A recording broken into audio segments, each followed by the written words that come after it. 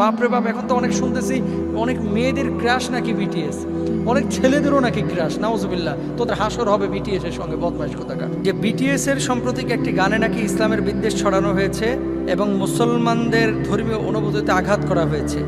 এ বিষয়ে জানতে চাচ্ছি যে বিটিএস এর গান শোনা যাবে কি না, এবং যে সমস্ত মুসলমানরা তাদের সিমটম বা চিহ্ন হাতে বিভিন্ন স্টিকার বা ট্যাটুর মাধ্যমে রাখছেন তাদের পরিণতি কি হবে। দুটো বিষয়।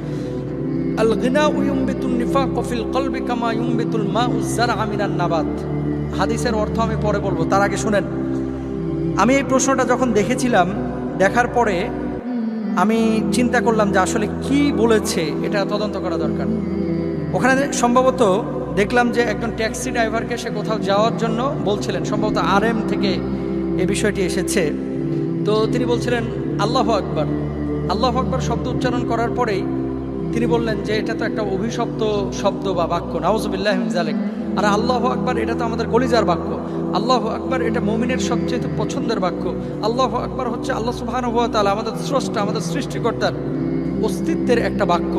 আল্লাহ মহান, তিনিই বড়, তার চাইতে বড়, তার চাইতে সম্মানিত, তার চাইতে মহান সৃষ্টিকর্তা আর কেউ নাই। তিনি একমাত্র খালেক, তিনি আমাদের স্রষ্টা। দেখেন, আজানের মধ্যে আমরা আল্লাহু আকবার উচ্চারণ করি, নামাজের মধ্যে আল্লাহু আকবার উচ্চারণ করি, জিকিরের মধ্যে আমরা আল্লাহু আকবার উচ্চারণ করি। এখন এই আল্লাহু আকবরকে যদি কেউ অভিশপ্ত বাক্য বা শব্দ বলে থাকে, আল্লাহর কসম করে বলি, কোনো মুসলমানের বাচ্চা তাদের গান শুনতে পারে না, কোনো মুসলমানের বাচ্চা তাদেরকে আইডল হিসাবে মানতে পারে না।